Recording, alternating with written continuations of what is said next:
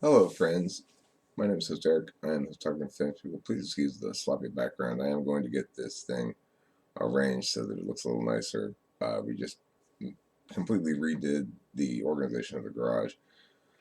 Regardless, this video is not about that. It's about how to think, basically, or rhetorical frames that will change how you think in general. I'm going to title this video something like uh, four one 4x4 table to better thinking or something like that. I don't know. I have to think of the exact title. But the point is, I believe that if everybody understood these basic concepts, it would change the way they discuss things with people going forward thereafter. In other words, their higher level understandings that impact how you execute understanding itself going forward and that it's significant. They're basic debate concepts, and I'm going to go over them quickly.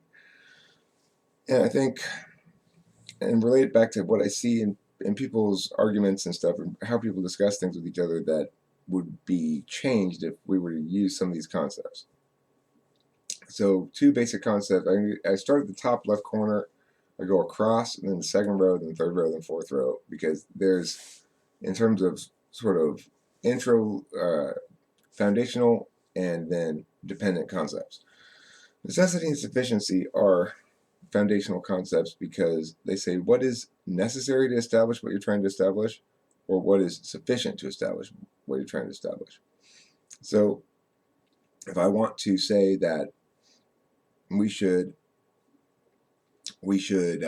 pass a law that prohibits people from purchasing gasoline except by putting it into their car. In other words, you can't put it in a gas can or something. You might say it's necessary that I show that it's not going to be too harmful to do that. But it's not sufficient to show that we should do it, that it's not harmful. We shouldn't do something that's not harmful just because it's not harmful. I could, go like this over and over and over again. It's not harmful, but it doesn't mean we should do it. So for it to be sufficient to say that we should do it requires something beyond just it's not harmful. And what that sufficiency is going to be determined by the framework. In other words, something that people need to do in general before they have a discussion or argument about something or a debate or whatever they want to call it is establish a framework that says what is sufficient to win this thing.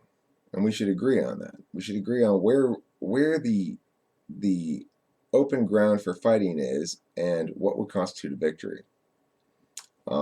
Blocks. Blocks are sets of arguments that support a given angle of attack within that ground. So if we are talking about, let's say, gun laws, rights is a block of arguments. You could talk about gun rights, and there's arguments on both sides of the gun rights issue. Like some say, you could argue it's not an absolute right, and rights shouldn't be used to determine this question, or something like that. Or you could argue that we have to protect gun rights, or whatever. That's the rights block. There are other issues in gun legislation that are not the rights block. For example, if I were to argue about home defense and say this is a necessary inhibitant on crime, that would not be a rights issue. That would be a impacts block. So it would be within the impacts block or the solvency block or whatever. Chains are arguments are arguments that proceed along a turn-based procession of events in a debate. So an example of a chain might be, we shouldn't do this because it's unconstitutional. That's the first step in the chain. The second step in the chain might be, it's not unconstitutional. The Supreme Court hasn't ruled it unconstitutional. That would be the rebuttal to that, right? And the third step in the chain might be, well, they haven't ruled it unconstitutional yet, but we're here to argue about whether we ought to pass this thing. And so obviously they haven't ruled it unconstitutional until after we pass it, and they would then rule it unconstitutional. But we shouldn't pass it because we know it's unconstitutional before we pass it. And then the next step in the chain might be, no, here's an example of a comparable law that the Supreme Court has ruled constitutional or something like that, and that chain can go on for a long stretch of time. It's within a block called constitutionality, or within a block called legitimacy or something, where you have maybe constitutionality and rights. The thing is, these blocks are flexible. You can, if you have legitimacy as a block, you might have rights and constitutionality in there, and then you have impacts as a block, or you could make 3 blocks and make each one its own block. Depends how much detail you want to go into a given argument. But the point is, it's important, critically important, that we organize our arguments when we're discussing things. If we want to really know who wins a debate, somebody needs to, I should have put this first. I should have put this number 1, flow. You've got to flow the round, which means you've got to write down what the arguments are that your opponents are making. They're making claims, they're providing warrants, that just say reasons for those claims, and those claims are establishing or trying to establish impacts. I say, we can't do that, 100 million people will die. I've made a claim without any warrant. I haven't said how they're going to die or why it's going to cause them to die. Regardless, it's a distinct establishment of a claim that would be written down on the flow as the beginning of a chain. We can't do that because it's going to kill 100 million people. And then if it were a debate, I'd ask, well, what's the warrant? Why is it going to kill 100? They provide a warrant, and then at that point, it gets written down. I can rebut it by attacking the warrant and saying, that reason you provided is bullshit. I could attack it by saying, well, if you're right, it'll kill 100 million people, but if we don't, then it'll kill 200 million people, or you do that kind of shit, or whatever, All right, so let's look at these, af and neg. People often get into discussions or debates without knowing or thinking it's necessary to establish who's affirming and who's negating. But it is necessary to establish that. So when I invited Vegan Gaines to debate me, as I did in his comment on his video the other day, I said, hey, I'm willing to debate you on this topic. I'll take the meat eating side, but you got to affirm. Which means, even though he's saying we should not eat meat, you might think, well, he's negating eating meat. Well, that's true, but that doesn't mean that he's necessarily the negation in the argument. He's advocating a change from the status quo, so he should be the af. And what that means is, if you're saying, look, the way the status quo is everybody's eating meat, but it should be different than that, then you're affirming a change to the status quo, and that's what makes you affirmative. And in the negation, I'm saying, I don't have to say, no, I should put alts someplace. Did I not put alts anywhere?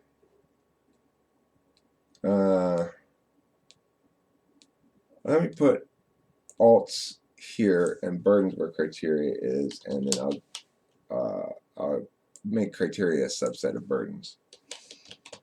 Okay, so alts are saying, if I'm the negation, I can say, we shouldn't do your thing because it's a bad idea. I don't have to provide a preferable alternative. The preferable alternative is built in, the status quo, us not doing anything, or just not doing your thing. If in fact you're right that the problem is so huge that we must do something, then we can do something else later after we negate your thing. And this is another issue about discussions, debates, or whatever. There's a point under consideration, right? There's a question to be resolved, and that question must be resolved before addressing other questions.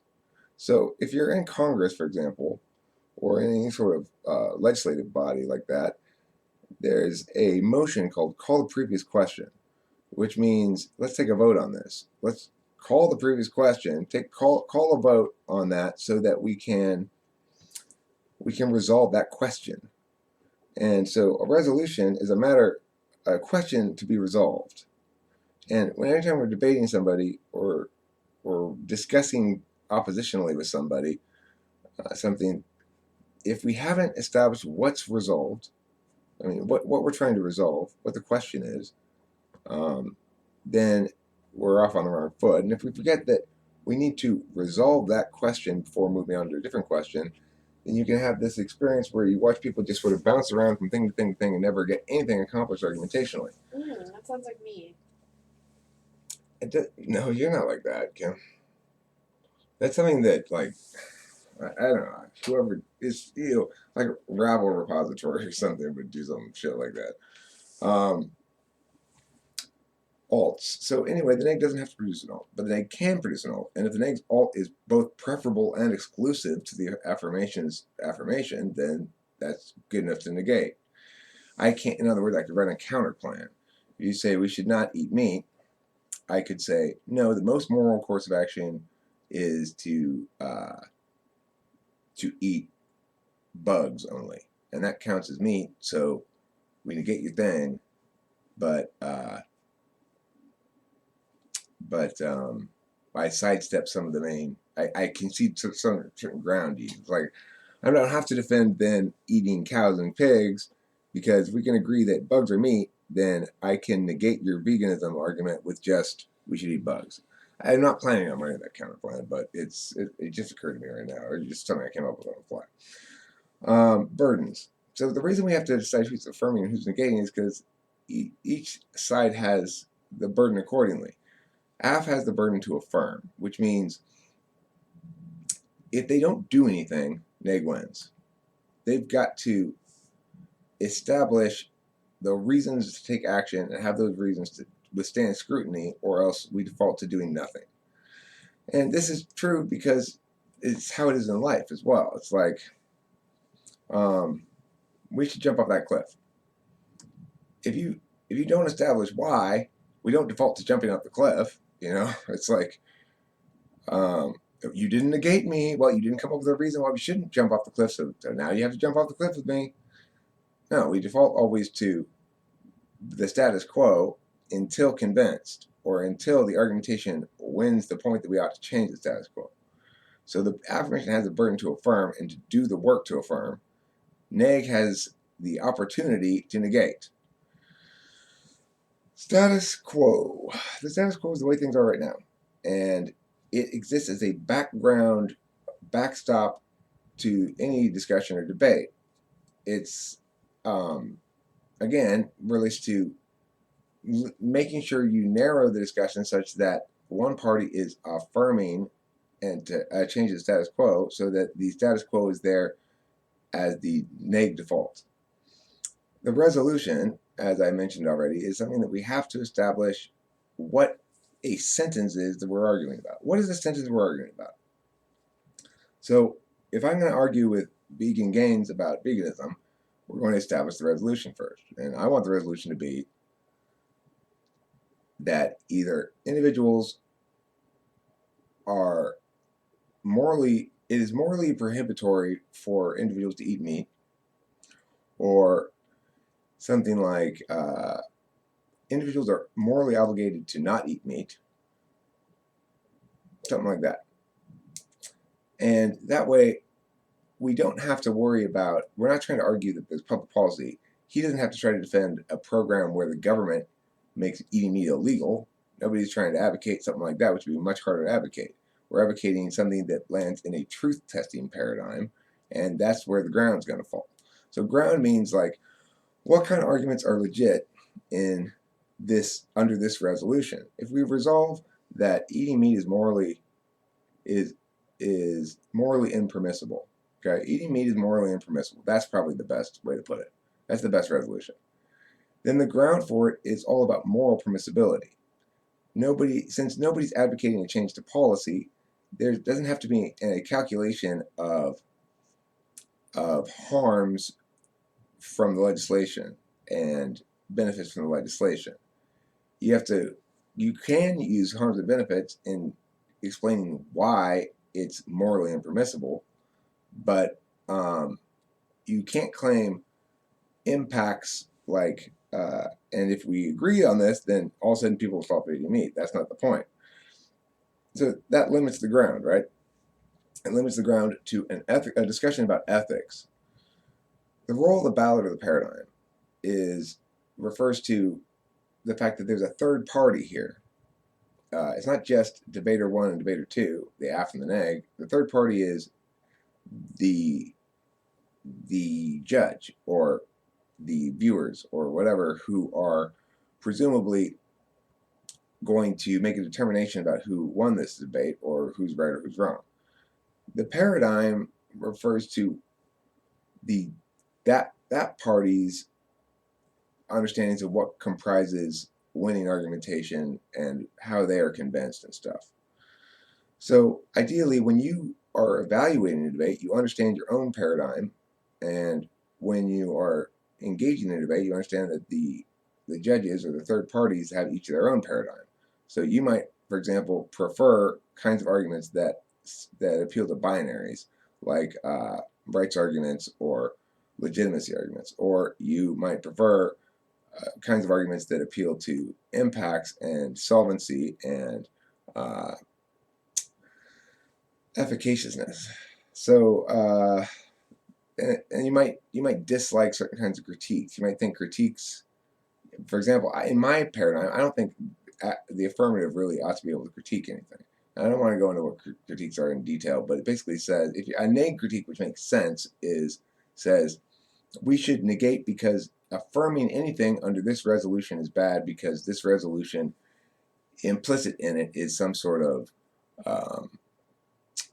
wrong thinking or something, Reciprocity. Reciprocal burdens underlies everything in debate, and it says if you get to make that kind of argument, I get to make that kind of argument. If you made this argument to help yourself, I can use that argument against you, and vice versa. And it basically says no sorts of arguments are ever allowed that go, you don't get to make arguments because of who you are. We have to always evaluate the arguments on their merits. Inherency. Inherency is establishing that there's a problem. Okay? Did you just fart? Yes. There's another one for you. Inherency is establishing that there's a problem. We shouldn't do anything if there's not a problem being addressed by the action. Now, we're talking about public policy. We're not talking about, obviously, it's like if you're a business person, you're not going to say, well, there needs to be a problem before we do anything. No, obviously, the problem is you're not making as much money as you would if you made more money. So that's the only problem you need. But in public policy, we want the government to be responsive to social needs and concerns and problems and not just randomly doing shit for no reason. Solvency refers to the ability of the affirmation to solve the problem that it purports to address. Now, this is true under certain paradigms and not others. If you're talking about a truth-testing paradigm like the one I'm want to debate with Vegan Gaines about, then that's not going to be really very important. Solvency, it will only come into play within a chain. It won't come into play within the whole argument. So it's not going to be a round deciding issue. It's going to be a chain deciding issue. Or maybe potentially a block deciding issue, but probably not. You don't need to solve any problems to establish that it's wrong to eat meat. Establishing that it's wrong to eat meat doesn't need to solve any problems to convince the judge to vote for you, is a better way to put it. So let's go back to the very first line here, which says parties, actions, constraints, and mechanics. Oh, let me just do the flow. The flow refers to this abstract concept of everything that's been said so far and how it all links together. So people who argue well organize their arguments well. And it's maybe the most important thing. So parties, actions, constraints, and mechanics. There's three parties, two debaters, one judge, or viewing audience, or whatever. Actions. Things like establishing stuff on the flow comprises an action. Chains and blocks are representations of sets of actions in the round. And ground is where legitimate actions can occur.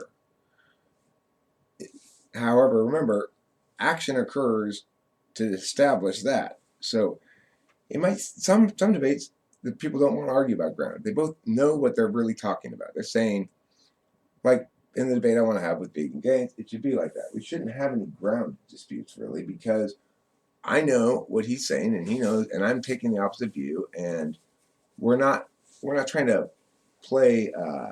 We're not trying to win by cutting off our opponent's ability to argue anything meaningful.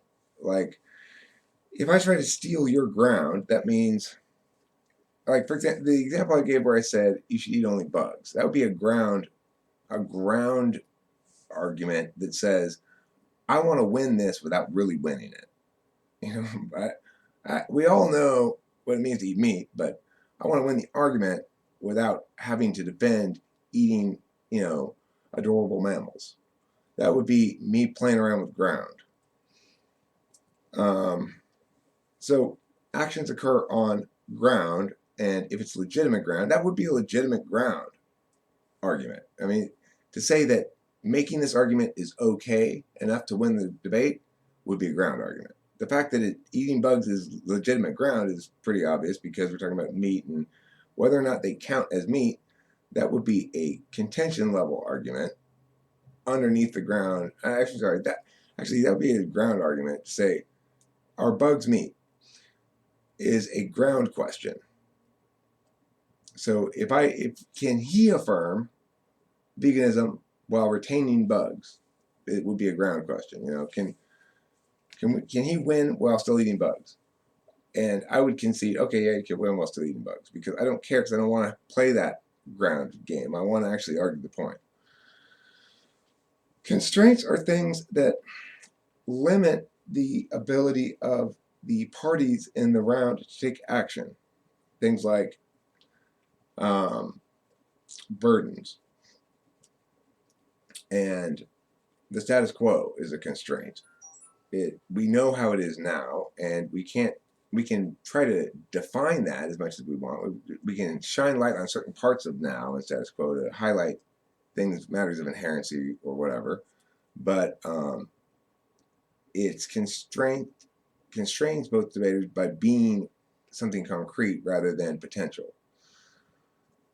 Alts are an action, basically.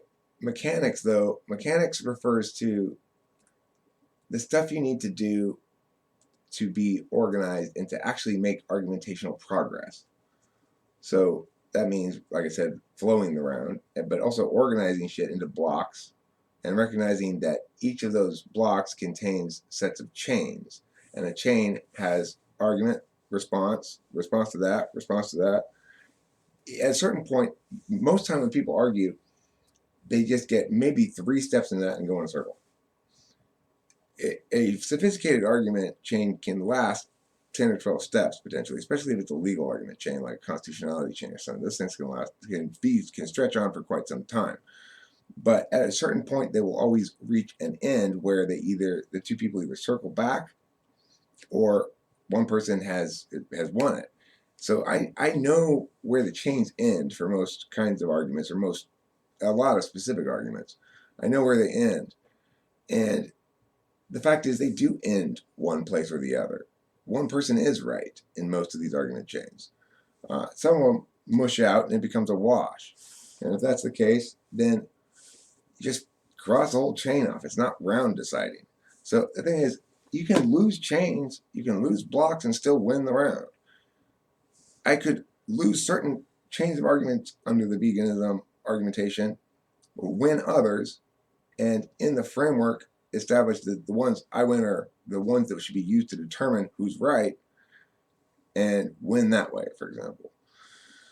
So understanding these concepts and starting with the idea that there are, in any kind of discussion, there are parties, 3. There are actions, things you do that establish things on the flow that then become objects that you can respond to, that all parties can respond to.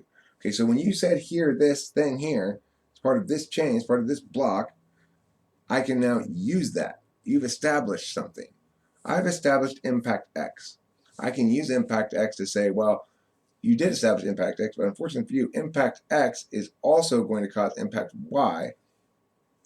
Impact X will then subsequently cause impact Y, which is bad. And so now you have to have those harms as well as your benefits on your impact pile. So the whole purpose of this is to get across the concept that arguments are mechanical things that do stuff and have statuses that can be established objectively, relationally objectively. In other words, if your answer to my argument does in fact respond to it, does in fact defeat the warrant, or turn it, or something like that, then that object on the flow, the status of it is off. It's been whatever impacts I claimed with it, I no longer get them. They're off. I can rebuild, however. I could answer their answer, but I have to be responsive to the previous thing. And mechanics allow you to be responsive. They allow you to keep track of everything, and they allow you to understand what's going on because there's a map, right? And there's a map in front of you, and it always links back to what each party is trying to do with the things. I might have a block on rights that is attempting to win the whole argument, or I might have a block on rights that's serving another argument. So in any instance, the flow is necessary for you to have the person's arguments link back to their framework, which allows you to understand what they're trying to do with it so that you can respond appropriately, and vice versa. So anyway, I just thought I'd throw this video up there. The funny thing is, it started with the idea that I wanted to explain what a bright line was, and it didn't even make the fucking table. A bright line in debate refers to, if there's a triggering mechanism for something, is it binary or spectral? Like, I was thinking to myself in the car, this is what caused me to think this. It's like, I wanted to maybe make a video where I articulate what my actual position is on a bunch of different things really quickly without really explaining them, and just lay it all out there like that. And one of my positions that would be somewhat controversial, I thought, was that I'm opposed to transgenderism. And then it occurred to me all the various argumentational things that are brought up by that. Namely, there's no... a pro-transgenderism person would say, well, why do you oppose transgenderism, but you're okay with fixing a cleft palate? I mean, the child's born with a cleft palate, isn't that the way they naturally are? Isn't that their animal self, their authentic animal self, Eric? So if that's okay, why is it not okay for a transgender person to make themselves less deformed in their own eyes by changing their gender? Well, my answer to that is, number one, there is a clear, bright line between deformity of some sort, something's wrong with you, and not being like you want. So a comparable example would not be a cleft palate, it would be wanting to get a nose job or a boob implant or something. So in that case, there is a clear, bright line between things that are corrective of actual problems and things that are corrective of how you don't like how you look. But then the next question is, well, okay, well, what about the nose job thing? Let's say I were to argue that it is okay for some cosmetic surgery in some instances because the net impacts are so much beneficial, or blah, blah, blah, blah. What I would argue there is no clear, bright line there. However, just because there's no clear, bright line in determining the distinction between the analogs there, that doesn't mean there's that the issue is still not determinate. So, for example, there's no clear, bright line about where somebody goes from being short to tall, or short to medium, or medium to tall. However, we can clearly say, and with no uncertain terms, that I'm tall.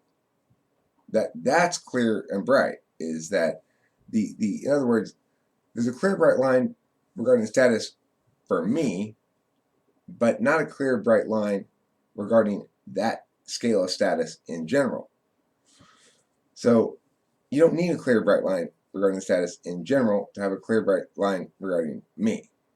And that was the concept I wanted to explain, but I didn't even end up explaining it until just now at the end, and didn't even make the table. So it just shows you how extroverted intuition is. You get an idea, it starts something, and then it goes someplace different and becomes something different.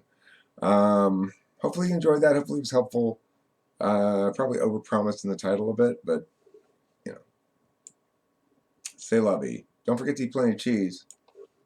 If you do, you will have failed to meet your burden to affirm goodness in your life.